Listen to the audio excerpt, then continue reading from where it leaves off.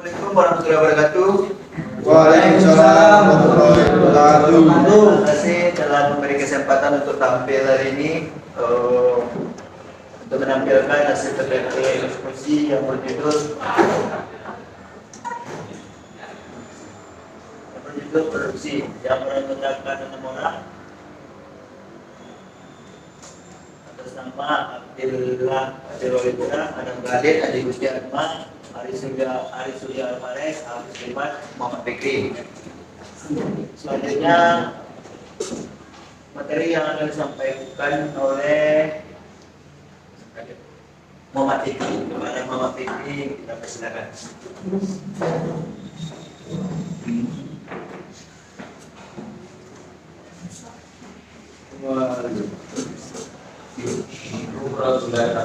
Waalaikumsalam warahmatullahi wabarakatuh. Kegiatan penciptaan yang menambah kegunaan suatu barang atau jasa dengan memanfaatkan faktor-faktor produksi yang tersedia.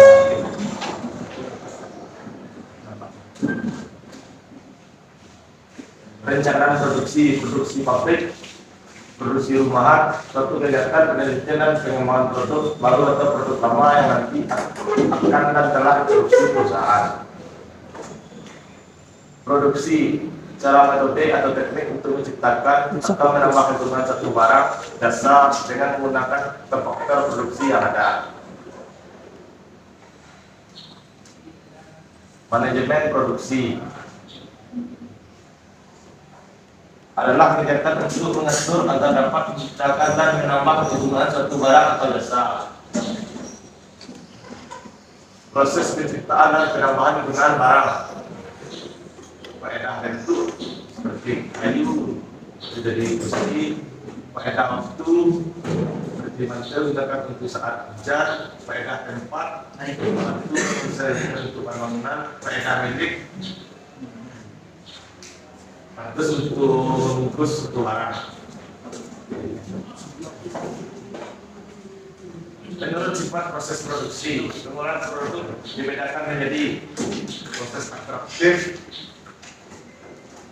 proses fabrikasi, proses analitik. Menurut sifat proses produksi, pengolahan produk dibedakan menjadi proses sintetik, proses perakitan, proses penciptaan jasa administratif.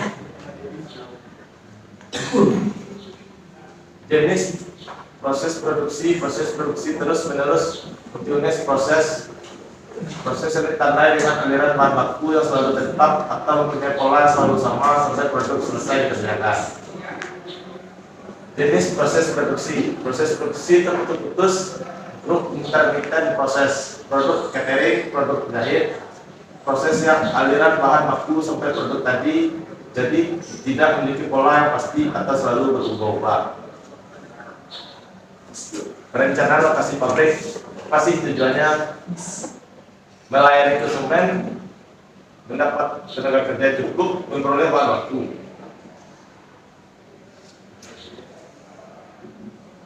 Faktor yang mempengaruhi perencanaan lokasi pabrik. Faktor primer itu letak bahan mentah, letak pasar, pengangkutan, transportasi, suplai tenaga kerja, pendapatan kereta dan mungkin listrik. Faktor sekunder, rencana masa depan perusahaan, kemungkinan perluasan usaha, terdapatkan fasilitas servis, terdapatkan fasilitas pembelanjaan perusahaan, sikap dari masyarakat setempat, keadaan tanah, iklim, tinggi rendah dan tingkat pajak, permasalahan buruh perusahaan. Perencanaan letak fasilitas produksi. Ruang lingkup perencanaan fasilitas. Perencanaan fasilitas, lokasi fasilitas, perancang struktur bangunan, perancang tata letak fasilitas produksi, perencanaan sistem pemindahan material. Pengertian tata letak produksi.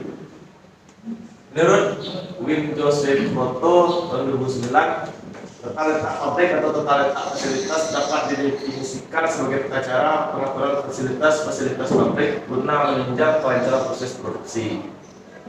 Pada umumnya tata letak pabrik yang terencana dengan baik akan ikut menentukan efisiensi dan dalam beberapa hal akan juga menjaga kelangsungan hidup ataupun kesuksesan kerja subindustri.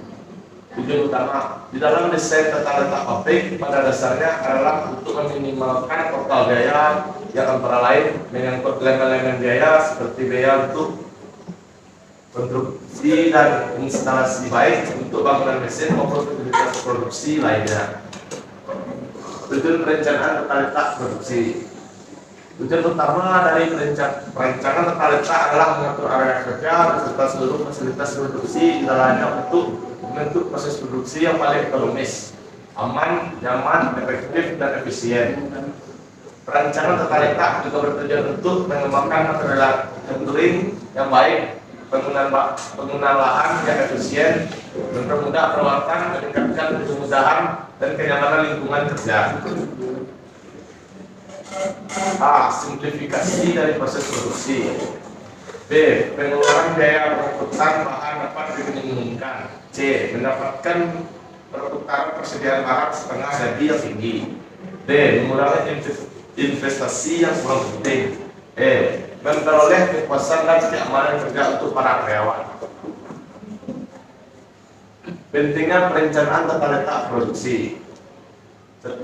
Adanya perubahan desain produk. 2. Perubahan volume permintaan konsumen. 3. Dalam usaha fasilitas produksi yang ada. 4. Timbulnya kecelakaan kerja. 5. Adanya pemindahan lokasi perusahaan. 6. Lingkungan kerja yang kurang aman. 7. Untuk menghemat biaya. Tipe tata letak produksi. 1. Tata letak produksi garis produksi atau layer pengaturan fasilitas produksi secara berurutan sesuai dengan jalannya proses produksi. Jenis ini untuk membuat produksi secara besar-besaran. Tata letak proses atau fungsional mesin. Peralatan yang sama atau sejenis dikelompokkan pada satu tempat ruang yang sama. Tata letak ini bertitik pada kesamaan pekerjaan atau proses dan bukan pada urutan proses pekerjaan.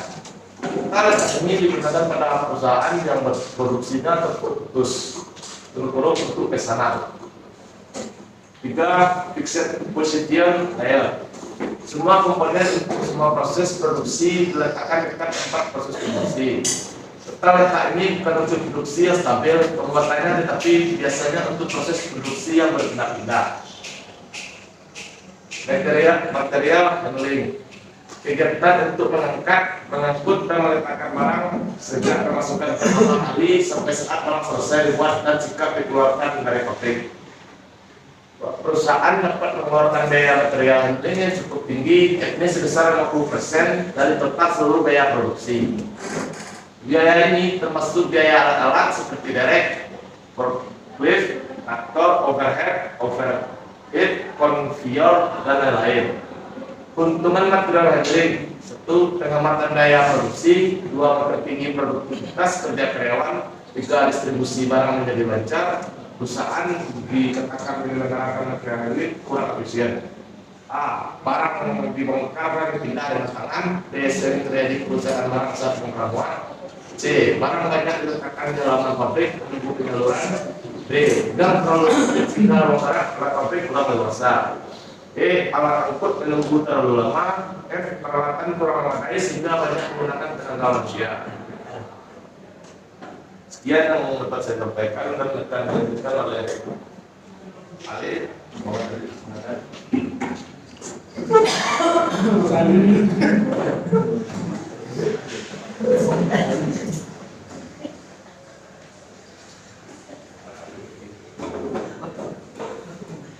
Baik, saya akan melanjutkan materi selanjutnya, pengendalian bahan baku. Pembelian bahan baku. Suatu perusahaan dibebani tanggung jawab untuk mendapatkan kualitas dan kuantitas bahan baku pada saat dibutuhkan, disertai dengan harga yang berlaku. Tanggung jawab bagian pembelian. Yang pertama, atas pembelian bahan agar rencana operasi dapat dipenuhi secara efisien. Yang kedua, atas usaha untuk mengikuti perkembangan bahan baku baru yang lebih menguntungkan. Yang ketiga, untuk menumbuhkan investasi atau meningkatkan perputaran bahan baku dengan cara penentuan schedule arus bahan ke dalam pabrik yang tepat. Yang terakhir, untuk memelihara bahan yang telah dibeli dan bertanggung jawab atas pengendaliannya. Tugas bagian pembelian yang pertama, melaksanakan pembelian bahan atau barang untuk penggantian dan penambahan fasilitas produksi. Yang kedua, pembelian bahan baku perusahaan. Pengendalian persediaan bahan baku. Pengertian persediaan merupakan aktivitas yang meliputi barang-barang milik perusahaan dengan maksud untuk dijual dalam suatu periode usaha, atau persediaan barang yang masih dalam proses produksi atau bahan baku yang menunggu penggunanya dalam proses produksi. Yang kedua, persediaan akan dapat memperlancar operasi perusahaan sehari-hari, terutama bagi perusahaan yang jauh dari lokasi bahan baku dan jauh dari konsumen. Apa gunanya persediaan itu? Yang pertama, gunanya menghilangkan risiko dari material yang kualitasnya kurang baik. Yang kedua, memperkecil risiko keterlambatan datangnya barang yang dipesan. Yang ketiga, untuk mempertahankan stabilitas organisasi perusahaan. Yang keempat, untuk mencapai efisiensi penggunaan mesin. Yang terakhir, memberikan pelayanan kepada langganan dengan sebaik-baiknya pada setiap saat. Tugas pengendalian persediaan. Yang pertama, mengatur persediaan agar mencapai jumlah optimal, yaitu tidak terlalu besar maupun terlalu kecil.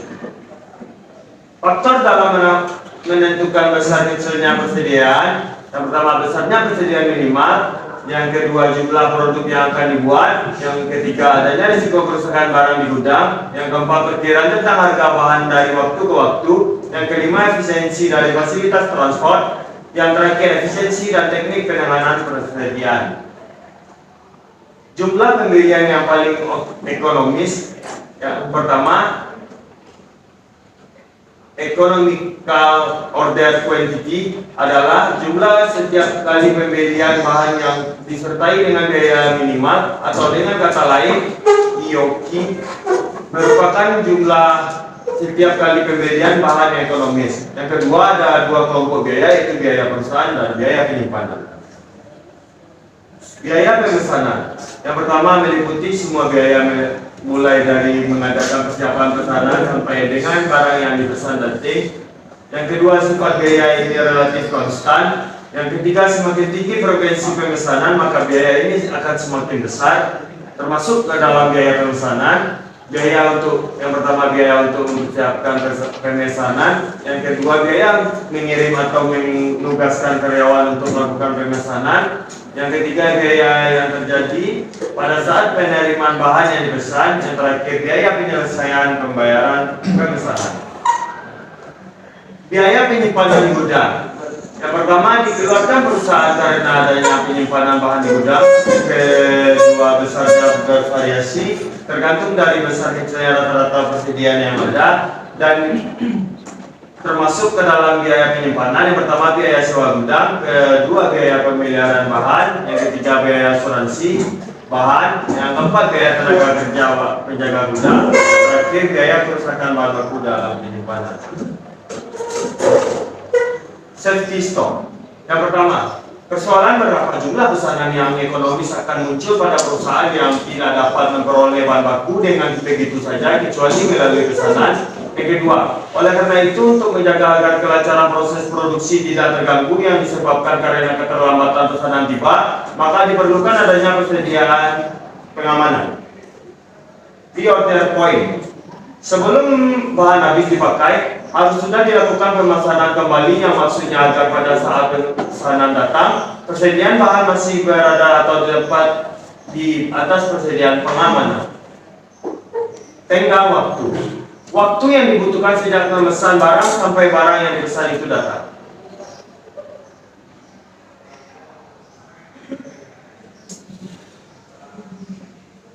Menghitung EOQ, Economical Order Quantity, yang dirumuskan akar 2 kali R kali S bagi C. R yang disebut kebutuhan barang dalam suatu periode tertentu, misalnya 1 tahun. S, biaya pemesanan setiap kali pesanan. C, biaya penyimpanan tiap unit barang yang disimpan.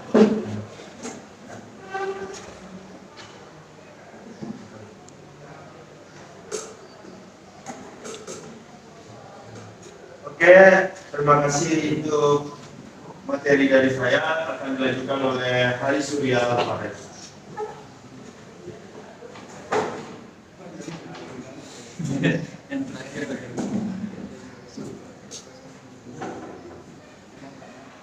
Baiklah, saya akan melanjutkan materi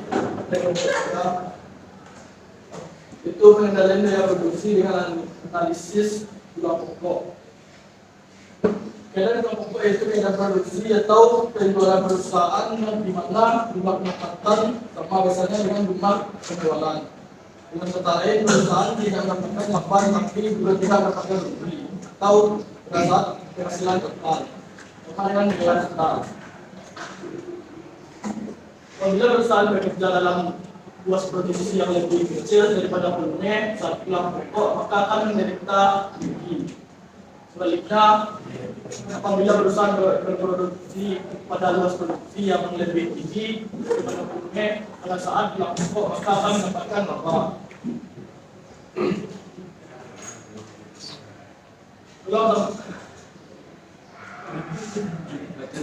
Hal yang perlu dipertimbangkan dalam mendirikan bangunan. Pertama, luas bangunan. Kedua, jenis bangunan, bentuk bangunan, kemungkinan perluasan perusahaan, fasilitas, dan peralatan untuk keamanan. Manfaat perancangan pembangunan. Satu, memperancang proses produksi.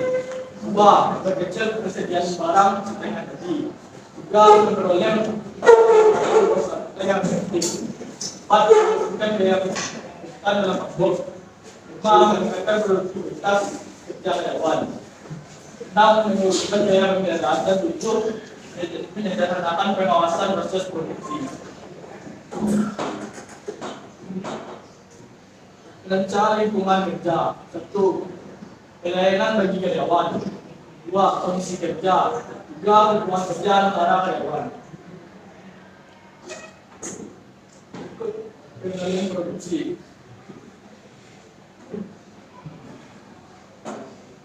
Apa pengendalian produksi?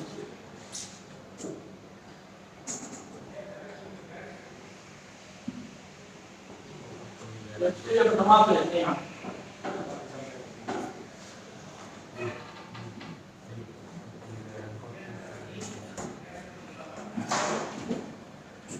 Kedua, schedule. Ketiga, pendistribusian. Dan keempat, distribusi.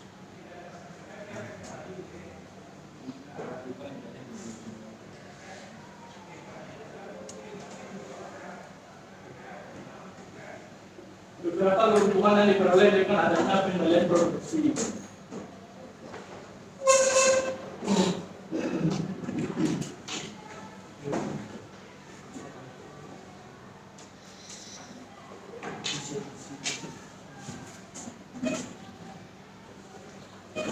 Itu efisiensi produksi, moral dan prosedur kerja.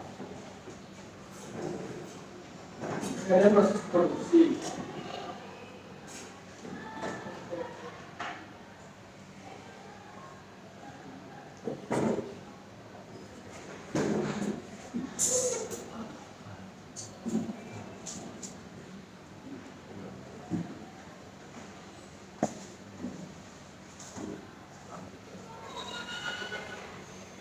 Pengendalian proses produksi, kontrol, spesial project kontrol, dan kontrol eksekusi.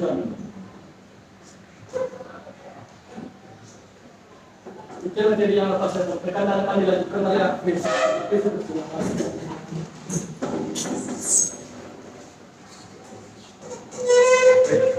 lanjutkan materi hari ini.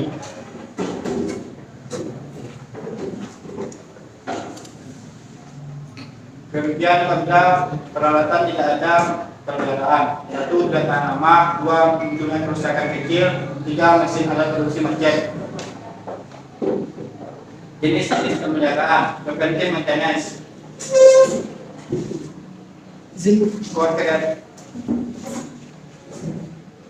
Program-program pemeliharaan peralatan meliputi: satu, menyusun perencanaan seperti tugas-tugas yang harus dikerjakan, prioritas dan tenaga kerja.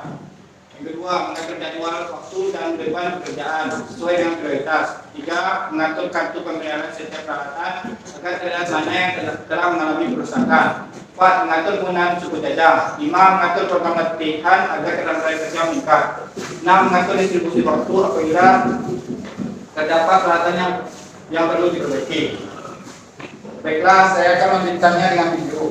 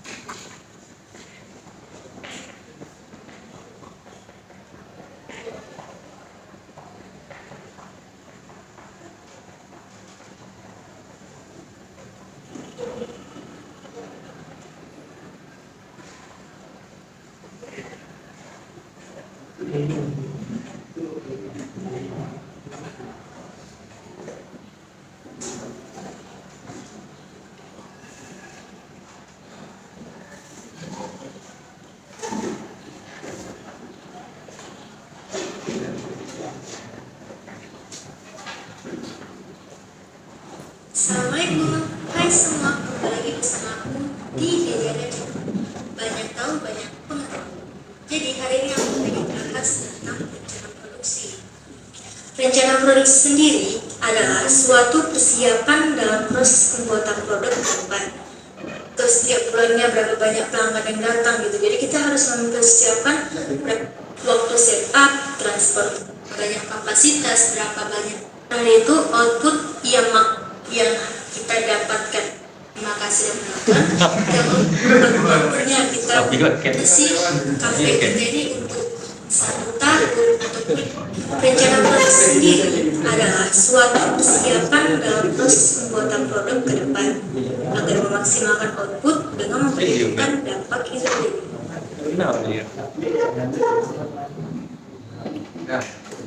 Baik.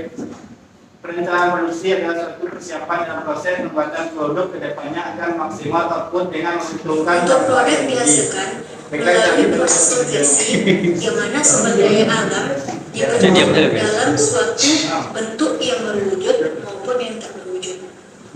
Selanjutnya itu kita akan bahas tentang proses konversinya. Untuk proses konversi dapat berupa kegiatan sederhana atau serangkaian kegiatan dengan tahapan yang panjang dan cukup kompleks.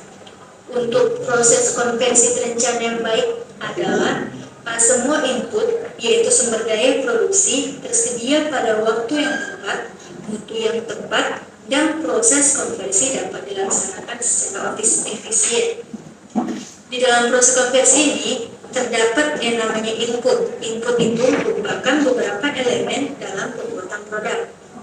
Input itu sering juga disebut dengan sumber daya, yang mana yang termasuk dalam input itu adalah bahan, tenaga kerja, mesin-mesin, energi, utilitas, bangunan, dan sebagainya.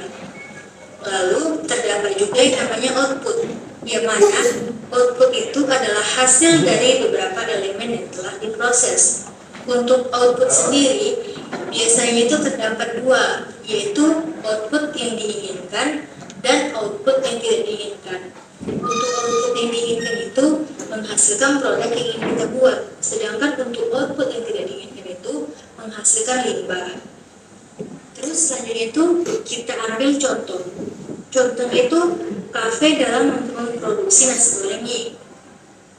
Misal dalam pembuatan kafe terdapat yang namanya itu bahan baku untuk memproduksi nasi goreng.